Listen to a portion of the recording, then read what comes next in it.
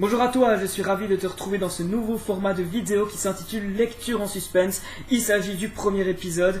Ce sera un format où je vais présenter tout simplement les lectures thriller, policier, roman noir, polar. Choisis ce que tu veux. Ça commence maintenant.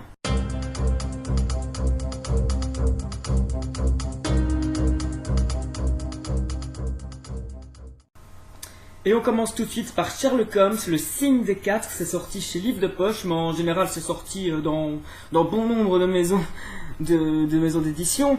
Vu qu'il s'agit d'un classique, il est sorti en 1889. C'est le deuxième roman en fait de Sherlock Holmes qui met en scène Sherlock Holmes. Celui-ci nous mène en Inde alors que le premier nous menait en Utah chez les Mormons.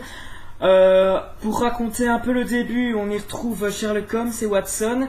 Ils reçoivent la visite d'une jeune femme qui s'appelle Mary et elle reçoit bizarrement des perles par la poste. On ne sait pas trop pourquoi. Et un jour, elle va recevoir une lettre où l'inconnu, on ne sait pas trop qui c'est en fait, lui donne un rendez-vous quelque part dans Londres et elle demande à Watson et à Sherlock Holmes de l'accompagner. Et c'est à partir de là que l'enquête commence. Donc l'enquête, je ne vais pas trop en dire parce que c'est un roman assez court, donc je ne vais pas trop dévoiler. Ce qui est sympa dans les romans de Sherlock Holmes, donc il y en a 4, hein, Une étude en rouge, Le signe des quatre, Le chien des Baskerville, et le quatrième je ne sais plus, mais je compte le lire. Ce qui est sympa dans les romans, je ne vais pas dire contrairement aux nouvelles, parce que les nouvelles ont aussi leur intérêt, mais ce qui est propre aux romans de Sherlock Holmes, c'est que il y a de l'aventure. Il y a vraiment de l'aventure, il y a de l'action, il se passe quelque chose. Alors que dans les nouvelles, on est plus sur l'enquête, on est plus sur l'aspect policier.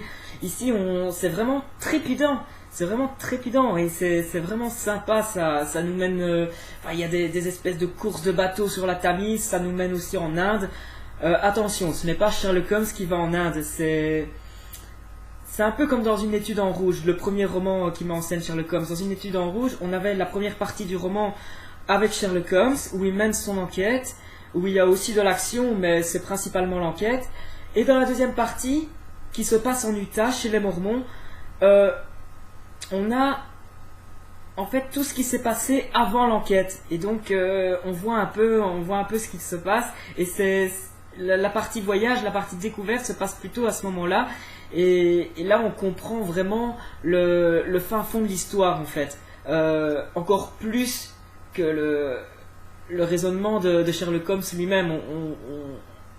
On voyage et on découvre ce qui s'est passé à travers un prisme si vous voulez, et c'est vraiment très très sympathique. Et ici ça nous mène en Inde. Il y a des révoltes parce que l'Inde a été colonisée par les Britanniques, donc il y a des révoltes de personnages et tout ça. Donc voilà, c'est trépidant, il y a de l'action, il y a un côté enquête, il y a Watson qui tombe sous le charme de la jeune Mary, c'est aussi sympa. En tout cas, ce fut une très très bonne lecture, c'est un classique à découvrir, en tout cas de la littérature policière, vous ne pouvez pas passer à côté.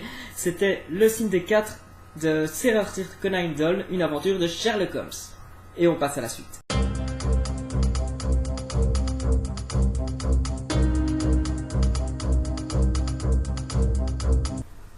Énorme coup de cœur, les enfants, redoutable d'efficacité. Il s'agit de Prédation de Jérôme Camus et Nathalie Hug, aussi sorti chez Livre de Poche. C'est un thriller, c'est aussi le premier tome d'une tétralogie qui s'appelle Les Voix de l'ombre. C'est excellent, c'est vraiment excellent. On a là un thriller haletant, avec une enquête, avec des rebondissements, c'est surprenant.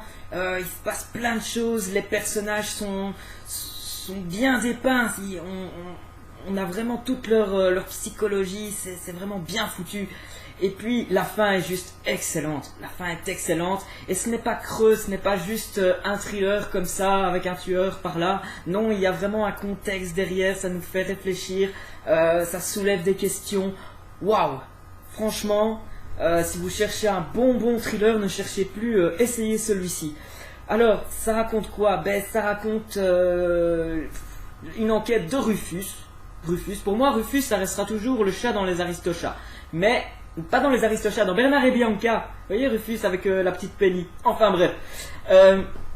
Il s'agit de Rufus, il est policier et lors d'une enquête, il découvre un cadavre. Un cadavre, on lui a coupé la main et il a un curieux tatouage chinois, ou un signe japonais ou un tatouage chinois, je ne sais plus très bien. Enfin, il a un tatouage comme ça. Et puis l'enquête va commencer, il va se passer d'autres choses en parallèle, on va retrouver d'autres cadavres. Et puis, en parallèle à tout ça, il y a l'histoire d'Andrea. Et Andrea, en fait, il est séquestré. Il est séquestré par un type qui s'appelle Kurt. Et Kurt, ça fait référence au mec dans Apocalypse Now. Quand j'ai lu le livre, je n'avais pas vu Apocalypse Now. Il y a tellement de références à ce film. Donc c'est un film de Francis Ford Coppola, si je ne me trompe pas. Je l'ai regardé. Il y a Martin Sheen dedans, donc le père de Charlie Sheen. Il joue dedans. Franchement, c'est terrible. Hein. C'est un très très bon film. C'est un peu spécial. Voilà, si vous aimez les films récents, ça a un peu vieilli, mais c'est un très très bon film qui nous mène pendant la guerre du Vietnam, mais c'est très très bizarre comme film, il y a une vraie ambiance et tout. Et en lisant Prédation, vous allez peut-être avoir envie, pour mieux comprendre justement la psychologie de la personne qui séquestre Andrea, de regarder Apocalypse Now. Vous allez en avoir envie pour essayer vraiment de le comprendre. En tout cas, moi je l'ai fait quoi. Et voilà, c'est très très bon, c'est redoutable et il y a des passages très surprenants. Il y a parfois on a des petits indices quand même, hein. Il y a parfois on se doute d'un truc ou l'autre, mais ça n'entache pas vraiment le livre parce que des petits trucs comme ça, on sent que ça va arriver, mais bon, on le sent pas 10 000 pages à l'avance en fait, hein. On le sent vraiment un petit peu avant et donc on a juste envie de dire au personnage non, fais pas ça, tu vois, c'est vraiment ça. Et voilà, on a envie de dire au personnage, attention derrière toi, c'est presque ça. Et voilà, c'est franchement très très bon. Excellent. On a envie j'ai envie qu'il fasse une adaptation cinématographique de ce film, quoi, ou une série, ou je sais pas, mais c'est très très visuel. Il y a un fond, il y a de l'action, il y a de la psychologie. Enfin, je trouve que c'est un véritable coup de cœur. Pour moi, il ne manque rien. Il ne manque rien dans ce livre. Il est parfait. Enfin, un livre n'est jamais parfait, mais il est presque parfait, on va dire. Allez, je crois que j'ai un peu tout dit là-dessus. On passe à la suite.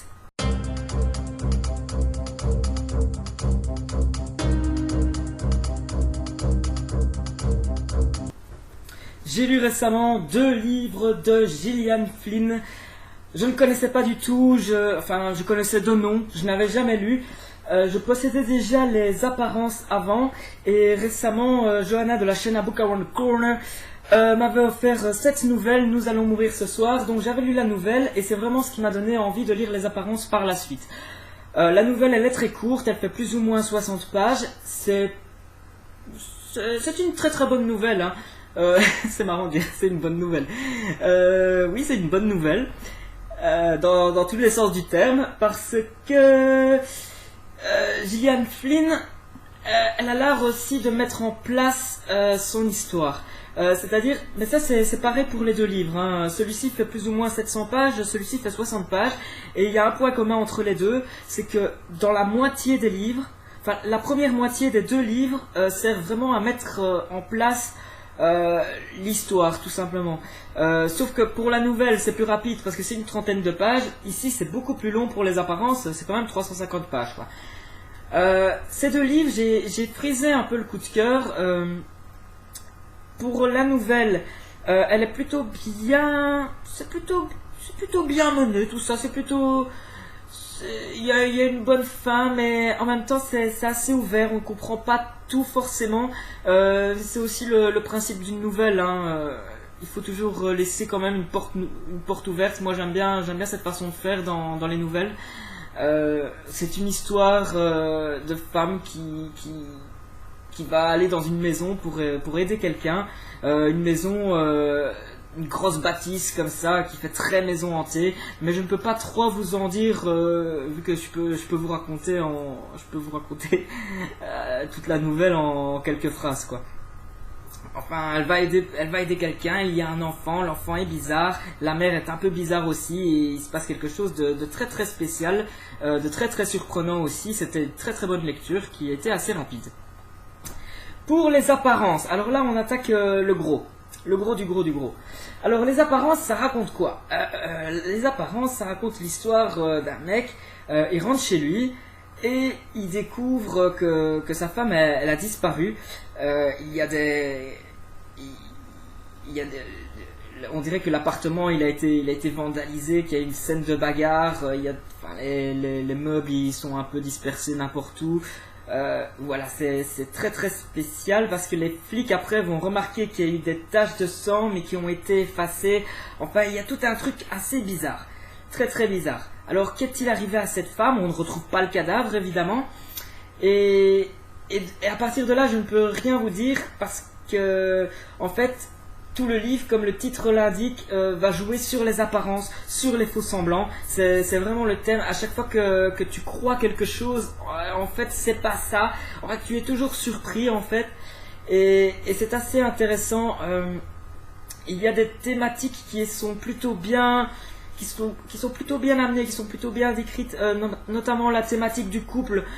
Jusqu'à la fin du roman, on a vraiment cette thématique du couple qui est là en fil rouge. C'est super intéressant, ça suscite des questions, ça pousse à la réflexion, c'est vraiment très très sympathique. Il y a aussi la thématique des médias, de l'opinion publique surtout. En fait, on va... je suis un peu confus, mais en fait, si je suis un peu confus, c'est parce que j'essaie de pas spoiler, en fait. J'essaie de savoir si c'est un spoil ou pas ce que je vais vous dire. Donc, en fait, le personnage principal, qui s'appelle Nick, dont la femme a disparu, il y a un moment, on va croire que il est peut-être pas innocent dans cette affaire. Et ce n'est pas une enquête classique qui va se dérouler autour de cette affaire. Dans la plupart des livres policiers, il y a enquête, on cherche des preuves et tout ça. Et ici, en fait, le fait que Nick soit coupable ou pas dépend de l'opinion publique. En fait, c'est vraiment une réflexion sur le monde d'aujourd'hui où l'affaire est emparée par les médias. On voit partout sur les chaînes de télé et on sent que Nick se sent coupable si tout le monde pense qu'il est coupable en fait.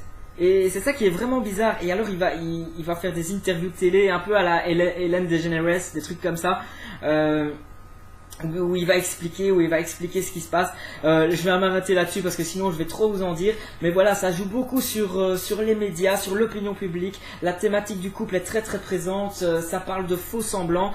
Dès la moitié du livre, on va être très très surpris aussi parce que tout va être chamboulé.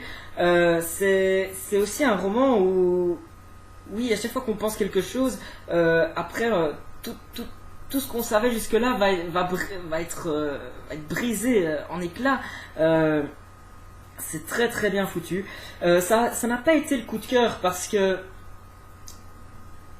ce n'est pas ma came à la base en fait. Ce n'est peut-être pas assez haletant pour moi. Mais même si c'est pas mon style de base, je dois reconnaître qu'il est super bien écrit. Et ça doit vous motiver à le lire en fait. Parce que voilà, je suis pas dans ma zone de confort et j'ai plutôt beaucoup apprécié ce livre. J'ai tellement apprécié que par la suite j'ai regardé le film Gone Girl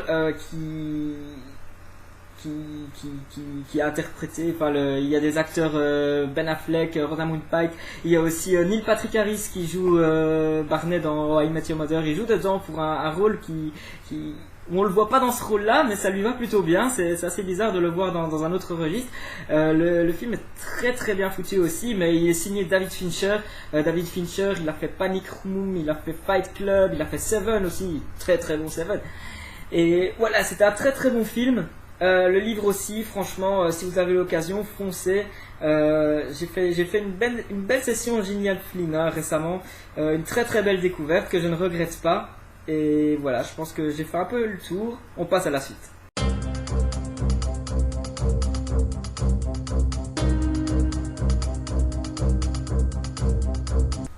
Et voici le dernier livre que je vais vous présenter, un thriller aussi. Il s'agit de La princesse et de l'assassin de Magnus Nordin. C'est sorti aux éditions Le Rouergue, donc c'est un peu plus pour les jeunes, ça nous emmène en Suède, dans la banlieue de Stockholm, où il y a Nina qui emménage, qui va devoir affronter de nouveaux camarades de classe dans une nouvelle école. Et voilà, le petit problème dans ce livre, je vais en parler direct, c'est que on fait un peu le tour de tous les mots, quoi.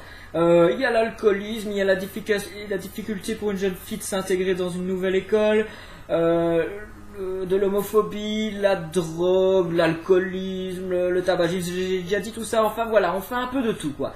Un peu de tout. En parallèle à tout ça, dans cette petite ville, tout n'est pas si calme que ça, puisque je sais plus combien de temps auparavant, un jeune homme s'est fait enlever après une soirée, on l'a retrouvé dans des poubelles, dans un dépotoir, on ne sait pas trop ce qui s'est passé, apparemment il a été drogué et tout ça, je ne vous en dis pas trop évidemment pour vous laisser le suspense si vous voulez le tenter.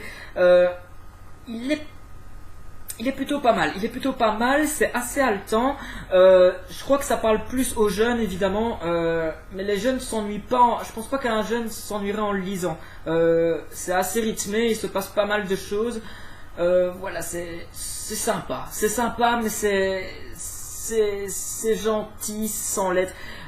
Voilà, je suis resté un petit peu sur ma faim, j'ai l'impression qu'on ne va pas au bout des choses, malgré que ce ne soit pas un mauvais livre du tout, c'est sympa à lire, voilà, c'est plutôt sympa. Je ne vais pas trop vous en dire là-dessus, enfin... Non, voilà, on va s'arrêter là. En tout cas, j'espère que ce nouveau format de vidéo vous aura plu, n'hésitez pas à mettre en commentaire ce que vous en pensez. Et on se retrouve... Ah oui, c'est un format aussi qui va être décliné en 3 formats. Enfin, en fait, il s'agit d'un des 3 formats que je compte faire. Ici, c'est le format lecture en suspense, donc où je vais parler de thriller, de romans noirs, de policiers, tout ça. Mais je vais faire la même chose pour les romans contemporains, qui comprendra aussi l'historique, hein, je pense, les romans historiques. Et un autre qui sera les lectures de l'imaginaire, où ce sera tout ce qui est fantasy, science-fiction, fantastique, horreur. Et donc voilà, je compte le faire en 3 trucs comme ça, avec à chaque fois des rubriques. Les rubriques seront différentes, parce que j'ai des idées de rubriques, mais que je ne pourrai pas faire à chaque fois. Donc voilà, ici ce seront les 3 formats de base que j'aurai à vous présenter. Voilà, j'avais envie de dépoussiérer un petit peu ma chaîne, j'avais envie de faire quelque chose de neuf, parce que je sentais que je tournais tout simplement en rond et j'en avais pas envie d'arrêter les vidéos, donc il fallait que je fasse quelque chose de neuf. En tout cas, j'étais ravi de faire cette vidéo, de vous avoir retrouvé et on se retrouve tout bientôt pour une nouvelle vidéo. Ciao ciao, à la prochaine.